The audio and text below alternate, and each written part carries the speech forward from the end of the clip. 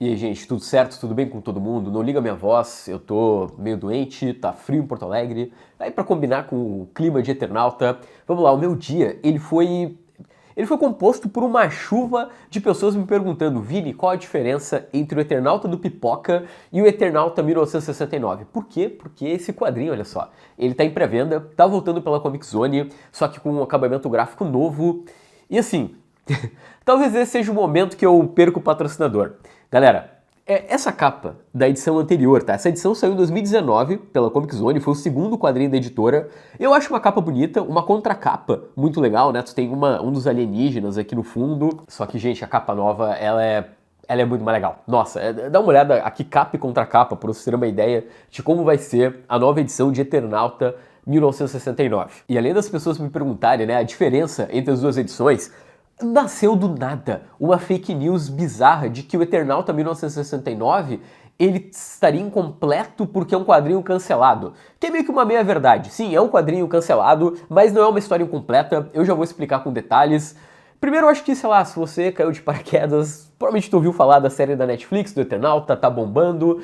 E os dois quadrinhos que eu tô aqui na minha volta, eles seguem a mesma proposta, né? Nós temos aí o Rio Salvo, ali na Argentina, em Buenos Aires, do nada começa a cair uma nevasca, e ele e seus amigos vão tentar sobreviver. Com o passar do tempo, eles descobrem que essa nevasca, além de ser mortal, ela na verdade está preparando uma grande invasão alienígena, e aí assim começa um clássico do quadrinho argentino. Eu até esqueci de falar, muito importante aí para de novo não perder o patrocinador. Galera, tem link do Eternauta 1969 aqui embaixo, com 30% na pré-venda. Pra vocês terem uma noção, o quadrinho, como ele lógico, ele é mais curto, o valor dele na pré-venda sai por R$55. Tipo, é um valor muito acessível. Eu acho que a principal diferença entre as duas edições é que, vamos lá, né, o Eternauta clássico é Hector Oesterheld com Francisco Solano Lopes, certo?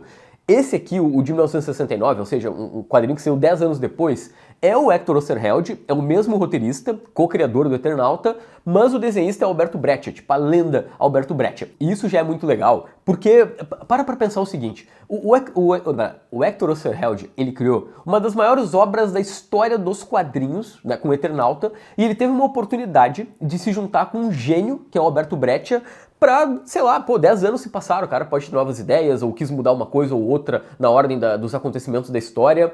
Ao mesmo tempo, o Breccia, como eu falei, ele é um gênio, então é muito legal porque são duas perspectivas diferentes da mesma trama. De um lado tu tem o Solano Lopes, que tem esse traço mais, né, busca mais um realismo, e o Alberto Breccia vai puxar pro expressionismo. E gente, vamos parar e pensar o seguinte: quantas vezes a gente teria oportunidade, na história das histórias em quadrinhos, de ver um remake de um clássico feito pelo próprio criador, com um desenhista, sabe, igualmente genial ao Solano Lopes, sabe? Isso é... Pô, Eternauta é um símbolo argentino, né? Eu já fui a Buenos Aires e lá tu encontra estátua de Eternauta. Recentemente eu noticiei aqui no canal que cientistas argentinos estavam utilizando a máscara do personagem para justamente protestar. Mas vamos falar da outra fake news, né? O pessoal estava dizendo que o Eternauta 1969 é uma história incompleta. Gente, não é incompleto. Na verdade o que aconteceu foi o seguinte: é uma história meio bizarra, e inclusive, antes de falar da fake news, tem dois textos aqui na edição do 1969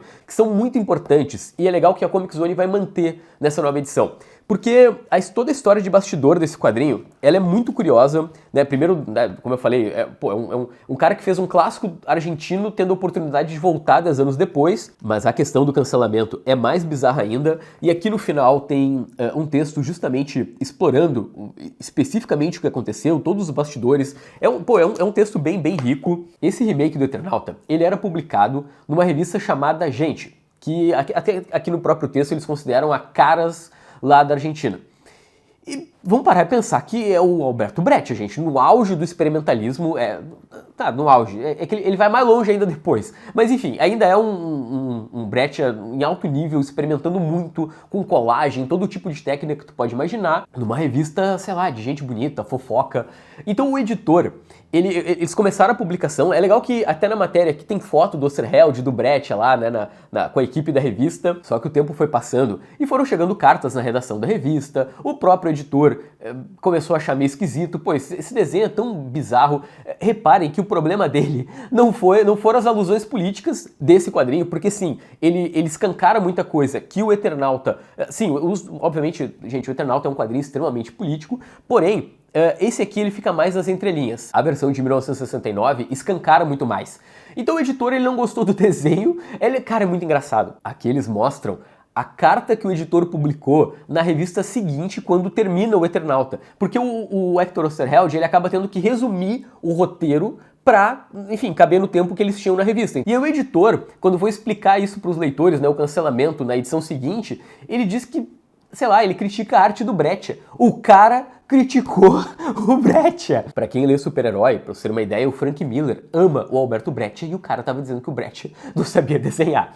Enfim, então em resumo, não é que o Eternauta 1969, ele é uma versão incompleta ou qualquer coisa assim, não, ele é só uma versão resumida. Tá, vamos lá. Eu vou mostrar agora aqui no vídeo umas fotos pra vocês, eu vou posicionar o Eternauta clássico com o Eternauta de 69, um do lado do outro, pra vocês verem. Cara, é muito legal. Tem, por exemplo, a clássica batalha lá do estádio do River, então tem uns dois. Tem, bom, óbvio, a própria questão dos personagens, né? A máscara no traço do Breccia cara, é um estilo bárbaro. Ao mesmo tempo, a forma que eles interpretam os cascudos, né, os alienígenas no geral, acaba sendo muito, muito interessante de ver, né? Porque como eu falei, cara, são estilos artísticos completamente diferentes e pra mim eles funcionam dentro de cada um na sua proposta. E agora é o momento de eu te felicitar, você do outro lado que não cedeu aos mercenários livres e não pagou uma grana absurda pelo Eternauta Remake, e agora ele tá de volta, veja só, como eu falei, 30% na pré-venda, sai por 50 e poucos reais. É uma opção legal também pra quem viu a série e quer uma versão mais acessível do Eternauta. E galera, é isso que eu falei, tá? Não vai demorar pra comprar isso, porque depois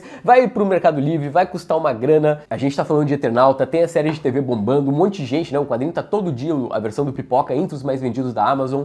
Então, é isso, tá? Foi muito bom ter vocês por aqui, espero melhorar, espero também ter ajudado vocês a desmistificar as lendas aí relacionadas ao Eternauta 1969, tá? Fui.